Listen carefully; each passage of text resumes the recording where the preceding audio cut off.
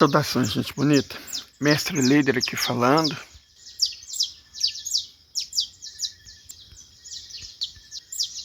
Então, deixa eu dizer uma coisa pra vocês sobre o Oriente Médio. Na verdade, você nem precisa da minha cara feia. O sol não vai demorar muito para amanhecer. Tá começando a surgir ali os primeiros raios de sol. O amanhecer aqui costuma ser muito bonito. Os passarinhos já estão cantando, vocês devem estar ouvindo. Bom, o foco deslocou-se. Bolota já levantou, tá igual eu. Foco deslocou-se do leste da Europa para o Oriente Médio. Ironicamente, o destino do leste da Europa está sendo decidido no Oriente Médio, nesse exato instante. O que acontece é o seguinte: a Ucrânia já era, certo? Europa, OTAN, Estados Unidos perderam a guerra. Eles estão até tentando enrolar o Vladimir, né? Igual eles fizeram com Minsk 1 e Minsk 2. Mas não vão conseguir. Não vão mesmo. Basicamente, gente, o que pega é o seguinte. Para enganar o Vladimir, ele precisaria querer ser enganado. Em Minsk 1 e Minsk 2, ele de fato foi. Os europeus, principalmente, né, conspiraram contra a Rússia e mentiram deslavadamente. Mas agora não. A Rússia entende que não dá para confiar nesses caras. Sabe? Você, Estados Unidos vão garantir. Garantir o quê, gente? Eles não têm honra, não têm palavra. Os europeus menos ainda. Aliás, foi um dos dois motivos pelos quais os europeus sequer foram chamados. O primeiro é que eles são significantes. Tipo assim, a Alemanha declara isso. A Alemanha pode declarar o que ela quiser. A Alemanha, Andorra, a Armênia. Pode declarar o que elas quiserem, não faz diferença nenhuma. É até isso que os shows têm que entender, né? Que os europeus precisam compreender. Que o tempo em que a Alemanha declarava alguma coisa, isso significava alguma coisa, já passou. Minha afinada avó tem um provérbio em Goiás, né? Quem anda com porcos, farelo come. É isso. De tanta sabugice, a Alemanha se tornou sabuja. Certo? Ela era ouvida por consideração, não por necessidade. Joe Biden fazia essas coisas, né? Muitos ex-presidentes americanos fizeram. Dá a impressão que a Alemanha tinha uma importância, algum poder. Reino Unido também é outro poder extremamente declinante. O exército britânico é uma piada, a marinha britânica é uma piada, a Real Força Aérea Britânica é outra piada. Então, na questão, no quesito guerra, se você não tem poder, você não importa, cara. E os europeus estão entendendo isso. E, honestamente, para mim fica cada vez mais claro que o Trump não quer OTAN. Pelo mesmo motivo que não quer o Zaid. É só um trambolho inútil, dispendioso, que emprega gente corrupta e inútil. Porque a OTAN se resume a isso, basicamente. Você está queimando o dinheiro do contribuinte europeu, mas principalmente o dinheiro do contribuinte norte-americano, numa tarefa estúpida. Num problema que não é o dos Estados Unidos. Quando os Estados Unidos podia aspirar a superpotência, tudo bem, né? Faz sentido.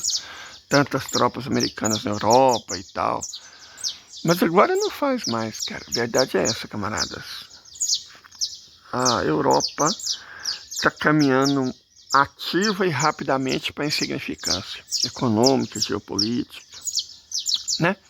Mas como nós dissemos, a questão está no Oriente Médio. Lá que vai ser feita a conferência, né?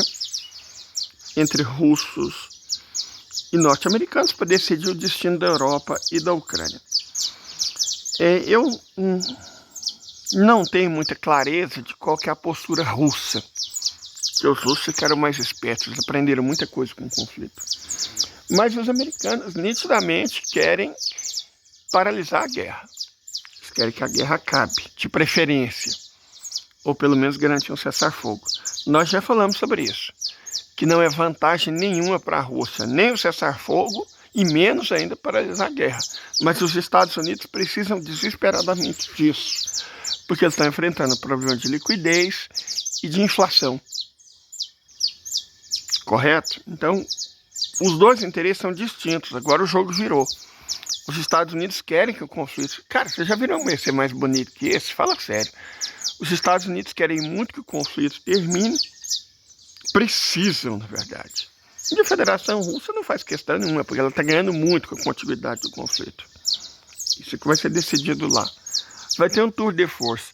Eu acredito que dessa vez os russos que vão engambelar os norte-americanos. Eles vão aproveitar uma presidência confusa que está tomando decisões ruins e vão impor os próprios interesses sem parecer que estão fazendo isso. Acredito que esse é o cenário mais provável. De toda forma,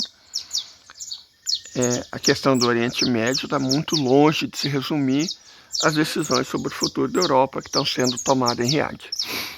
A coisa está num nível mais profundo. O Estado de Israel praticamente sumiu da mídia, né?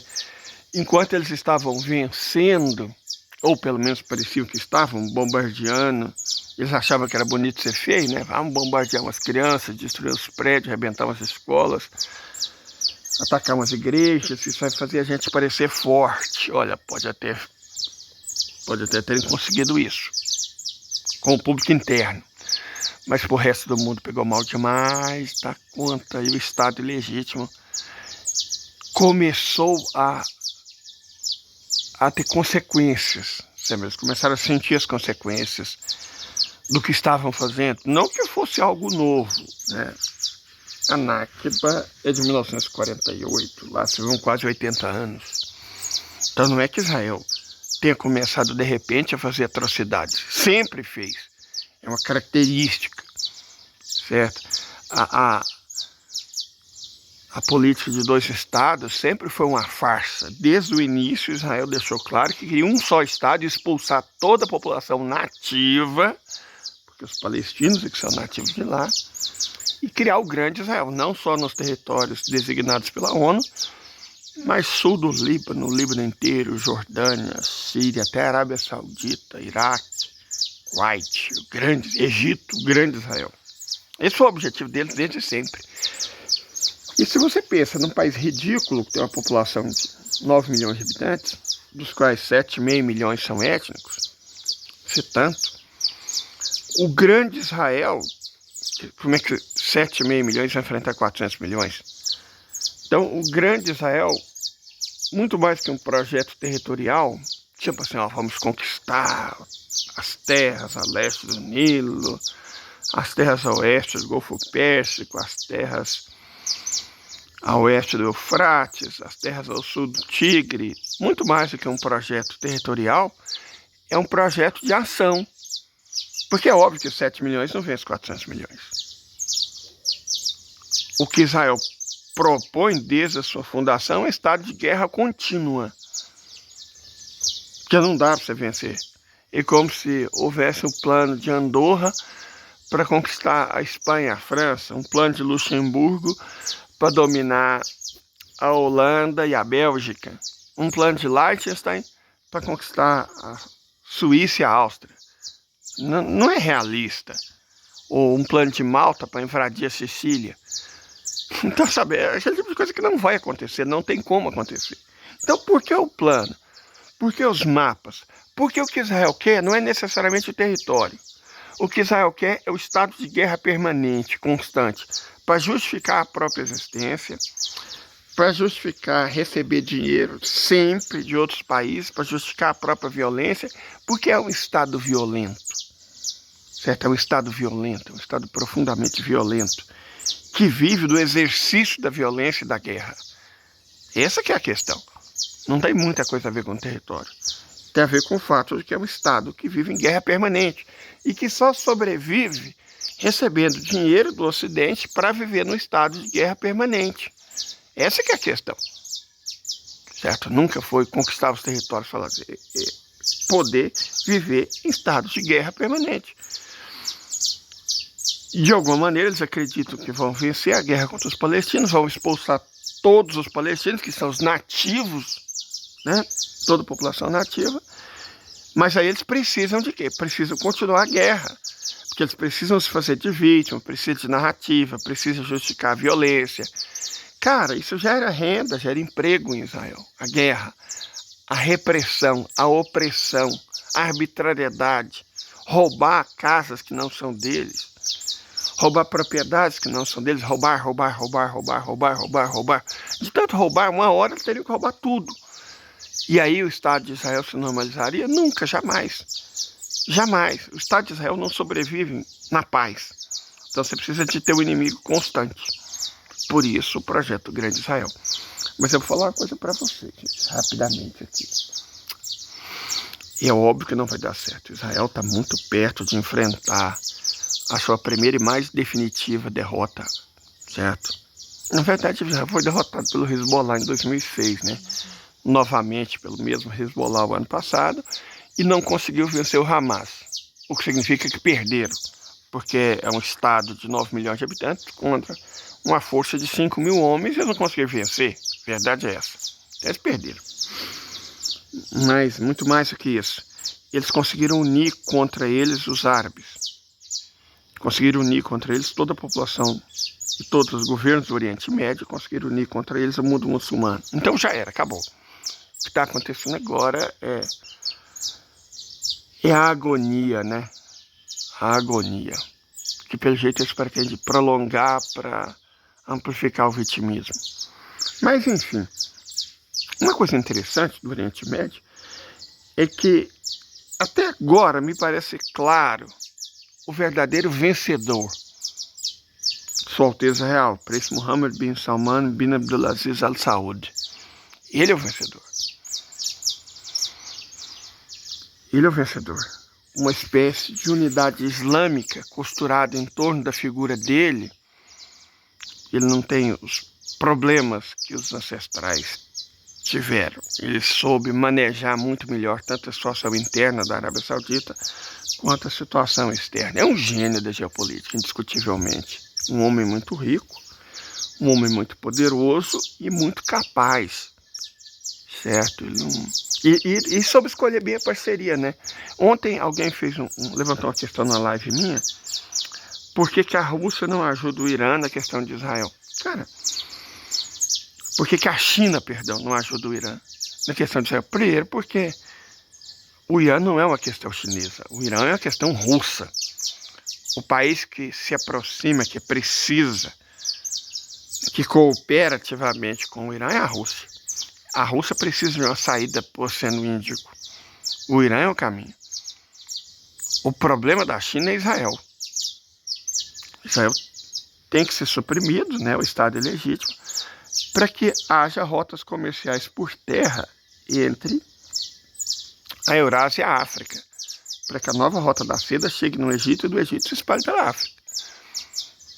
Conexões viáveis via terra. Então, Israel é um problema chinês, que é resolvido através da Arábia Saudita, que resolve através de proxies. Então, a China terceiriza para a Arábia Saudita, que terceiriza para proxies.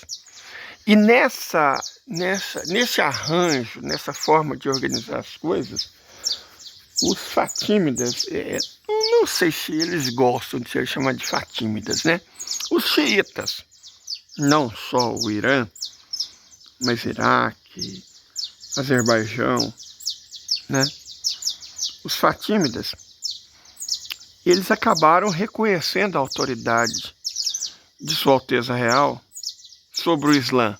Não como acontecia na época dos califas, mas pelo menos uma autoridade moral. A partir do momento que a Casa Real do Saúde deixou de cooperar ativamente com o Ocidente, pelo contrário, até rompeu, e passou a cooperar mais ativamente com os árabes. Mas aí você pensa, mas a Arábia Saudita não está fazendo nada pelos palestinos. Até inclusive o norte-americano falou, os árabes não fizeram nada pelos palestinos. Não fizeram algo que o jumento conseguisse identificar. Mas sem a anuência árabe, nunca, jamais, sob quaisquer circunstâncias, os Houthis teriam feito o que fizeram e o que estão fazendo. É a anuência árabe, o patrocínio árabe, que permite que os Houthis façam o que estão fazendo, que resolveu a questão síria. Então, a atuação da Arábia Saudita é muito evidente, certo? Agora, a diplomacia norte-americana, evidentemente, não consegue reconhecer, não consegue vislumbrar, porque eles são, acho que até mentalmente incapazes, né? A capacidade cognitiva deles não dá para isso.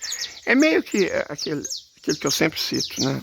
O que Otávio Paz falou nos Labirintos da Solidão. Eles não têm capacidade cognitiva para isso.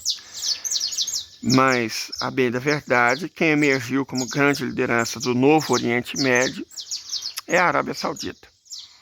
E fez isso de uma maneira muito interessante, garantindo a preservação dos interesses dos fatímidas, né, do Irã, em última instância, e dos otomanos, dos turcos. A Turquia está numa posição muito interessante. E agora você vê Turquia e Egito praticamente discutindo em público quem vai tomar Tel Aviv. A situação de Israel está péssima, está péssima. Porque quando chega nesse nível, quando você vê trocas praticamente de insultos, mas não insultuosos, são provocações mesmo, entre o Egito e a Turquia para ver quem consegue chegar em Tel Aviv primeiro, você vê uma mudança radical na maneira como as coisas acontecem no Oriente Médio. Porque você tinha um temor muito grande, né? Nossa, Israel. Não, agora não. Abertamente, Al-Sisi e Erdogan falam, não, a gente consegue, o Al-Sisi, a gente consegue chegar em Tel Aviv num dia.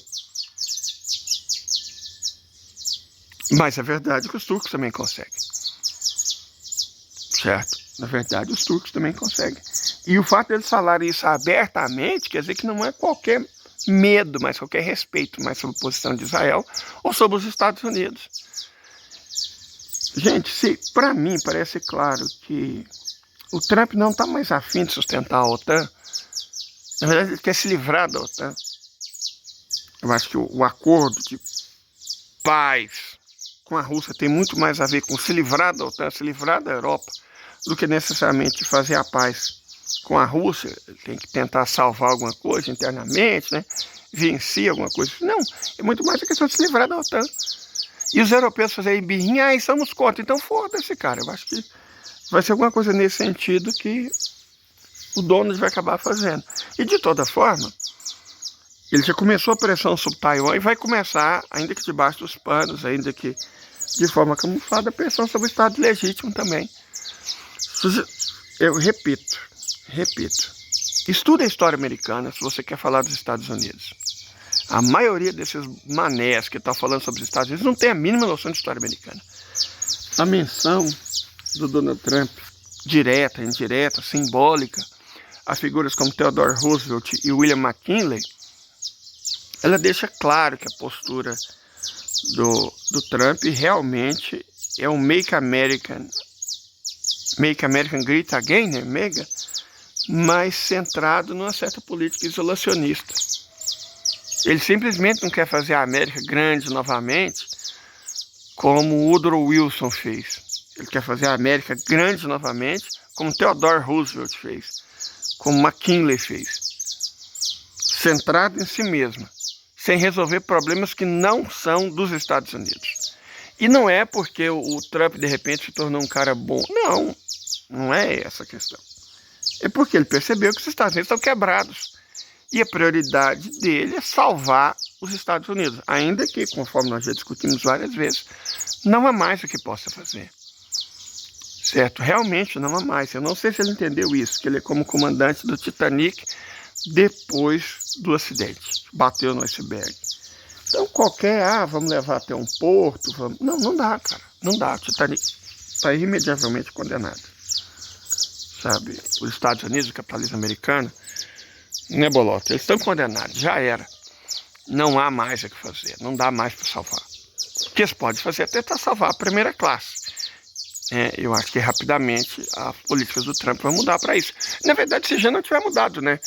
Porque aquela diretiva que ele pôs no dia 27 de janeiro, permitindo que, na prática, bancos emitam criptomoedas e tirando uma das características mais essenciais do Estado Nacional, que é o monopólio na emissão da moeda, Quer dizer, isso já é para salvar a classe dominante. Isso vai arrebentar os Estados Unidos, cara. Perder o monopólio da emissão da moeda vai arrebentar os Estados Unidos, vai arrebentar o dólar, vai arrebentar o capitalismo, vai arrebentar o Ocidente inteiro. E ele não tá nem aí, cara. Visivelmente, qual que é a preocupação do Trump agora? Salvar a primeira classe. Acho que ele já entendeu que o Titanic afundou. E é para salvar a primeira classe que ele está tentando fazer um acordo com a Rússia.